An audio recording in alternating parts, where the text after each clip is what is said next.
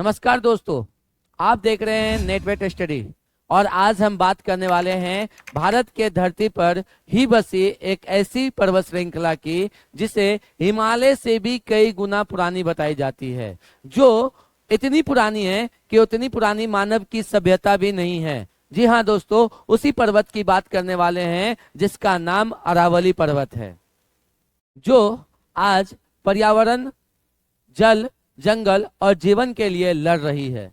आज ये अरावली पर्वत केवल पर्वत ही नहीं बल्कि आज कानूनी मुद्दे बन चुकी है। Delhi NCR is facing viewers. The Aravalli Range, one of the world's oldest mountain range and North India's natural shield against desertification, is under threat.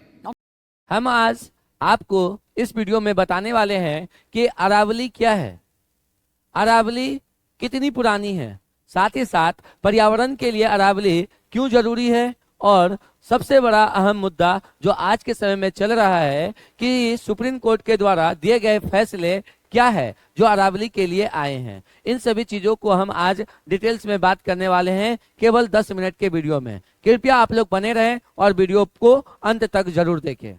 चलिए इस वीडियो का प्रारंभ करते हैं आज के आपके पहले सवाल से, अरावली क्या है। तो मैं आपको बता दूं, अरावली एक उत्तर पश्चिमी भाग में स्थित एक पर्वत श्रृंखला है जिसे विश्व के सभी पर्वत श्रृंखलाओं में से सबसे पुरानी मानी जाती है। अगर हम बात करें इस पर्वत श्रृंखला की, यह अपने भारत के गुजरात, राजस्थान और हरियाणा से होते हुए दिल्ली के रायसेना पहाड़ी तक फैली हुई है, जिसकी कुल लंबाई 692 किलोमीटर है।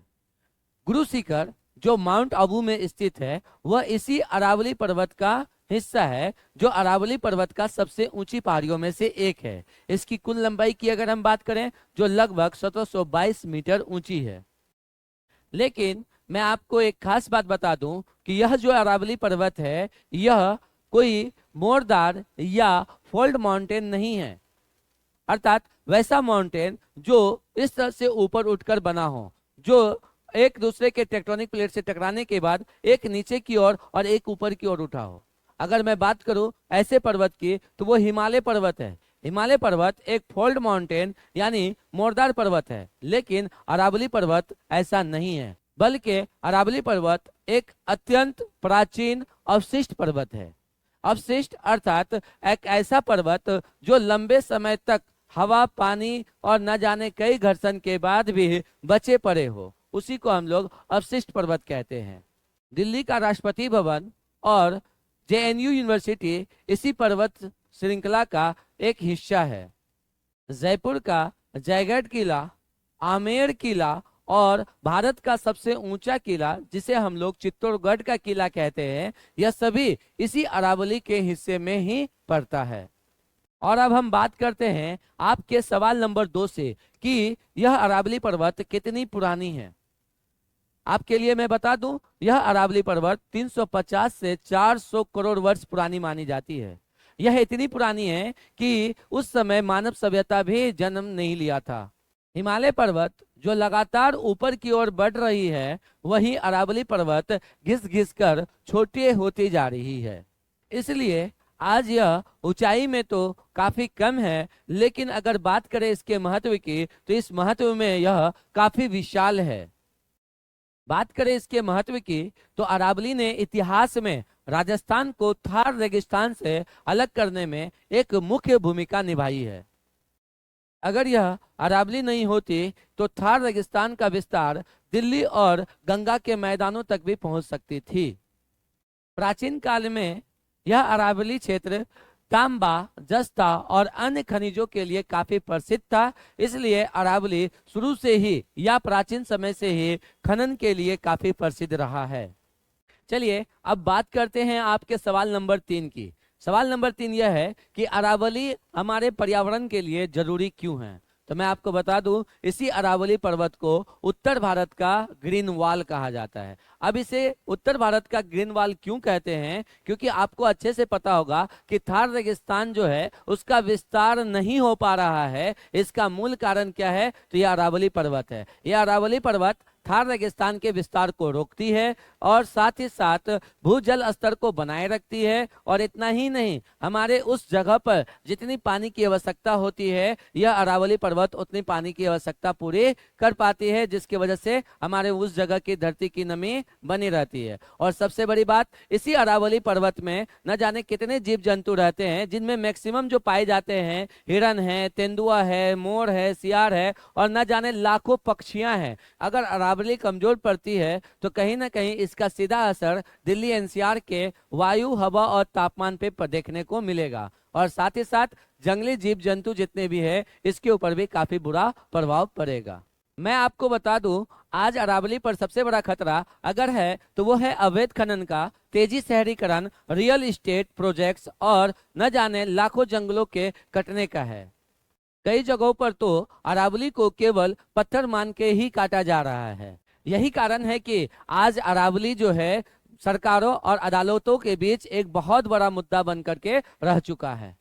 अब बात करते हैं आपके सवाल नंबर 4 की, जो अभी के समय का सबसे बड़ा मुद्दा बना हुआ है कि आखिर सुप्रीम कोर्ट ने क्या फैसला दिया है।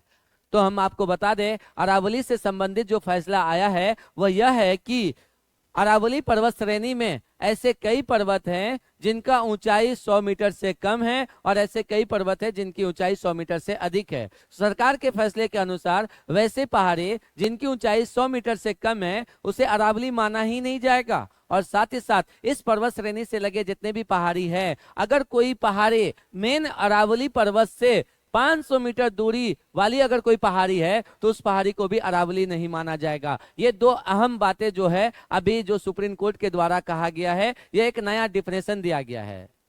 इस फैसले का सीधा सीधा मतलब यह होगा कि अरावली पर्वत श्रेणी में ऐसी पर्वत जिनकी ऊंचाई 100 मीटर से क्या है कम है, उसे क्या किया जाएगा, कानूनी रूप से अरावली की सुरक्षा से बाहर कर दी जाएगी। मैं आपको बता दूं, ये जो 100 मीटर से नीचे की पहाड़ी को हटाया जा रहा है वो कोई 1% 2% नहीं है, बशर्ते ये पूरे अरावली पर्वत श्रेणी का टोटल 91.3% हिस्सा है जिसे हटा दिया जाएगा। इतना ही नहीं, मैं आपको जो बताया था कि अरावली पर्वत श्रेणी से कई ऐसी पर्वत है जो थोड़ा दूरी पर है, तो ऐसी पर्वत जो 500 मीटर दूरी पर स्थित है, ऐसे पहाड़ियों की संख्या लगभग 50% है, ये भी हटा दिए जाएंगे। इस हिसाब से अगर देखा जाए तो पूरी की पूरी अरावली कहीं ना कहीं समाप्त हो जाएगी। तो इसके लिए कहीं ना कहीं हम सभी का एक जिम्मेदारी बनता है, हम सभी देशवासी और नागरिकों का ये कर्तव्य बनता है कि इस फैसले के विरुद्ध में आए और इनके लिए आवाज उठाएं। एक वाक्य में मैं आपको बता दूं, ये जो अरावली पर्वत श्रेणी है यहाँ पर लगभग 12,065 पहाड़ी है। इनमें से लगभग 11,000 पहाड़ी को क्या कर दिया जाएगा, काट कर हटा दिया जाएगा। अब यानी लगभग केवल 1,000 ही पहाड़ी ऐसे होंगे जो बच जाएंगे, जो केवल और केवल कुल पहाड़ियों का 8.7% है। तो आप समझ लीजिए कि कहीं ना कहीं पूरी अरावली समाप्त होने वाली है।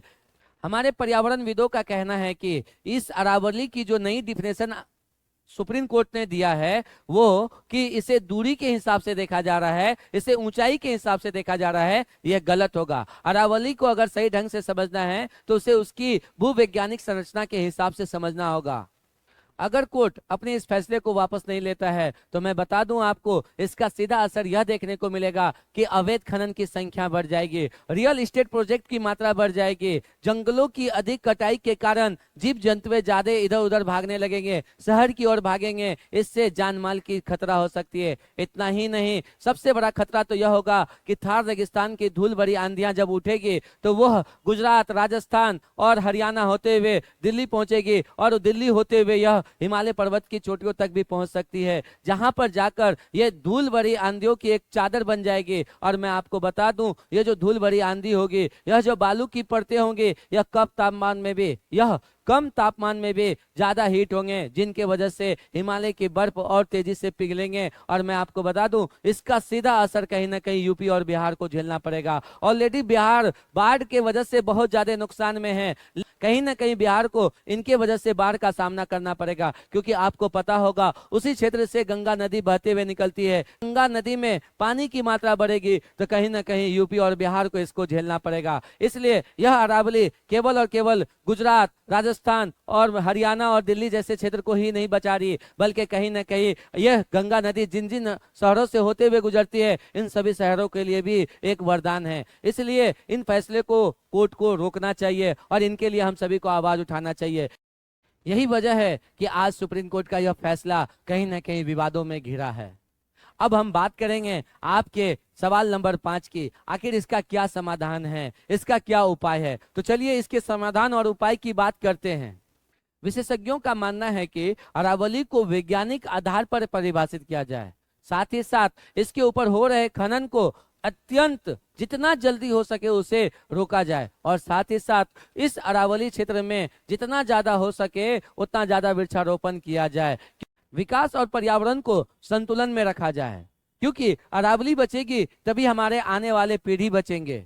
मैं आपको बता दूं, कुछ लोगों का दलील है कि अगर अरावली पर्वत नहीं कटेंगे तो इतने सारे विकास की जो कार्य हो रही है, इतने सारे जो डेवलपमेंट हो रही है, सड़क नाले और परिवहन के लिए जो बाकी चीजें बनाई जा रही है, क्या इनके लिए पत्थर, इनके लिए ईंट बालू और न जाने कई तरह की चीजें जो हमें अरावली से मिल सकती है वो कहाँ से आएंगे। तो मैं आपको बता दूं, क्या आज से पहले विकास नहीं हो रहा था? क्या अरावली से पहले, अरावली के कटने से पहले, इन फैसले से पहले विकास नहीं हो रहा था? अगर विकास अरावली के कटने से हो रहा है तो मुझे भारत में ऐसी विकास नहीं चाहिए। अगर आपको हमारा यह कहना सही लगता है तो आप इस वीडियो को शेयर कीजिए और इस आवाज को इतने दूर तक पहुंचाइए कि कोर्ट अपने इस फैसले को बदलने पर मजबूर हो जाए।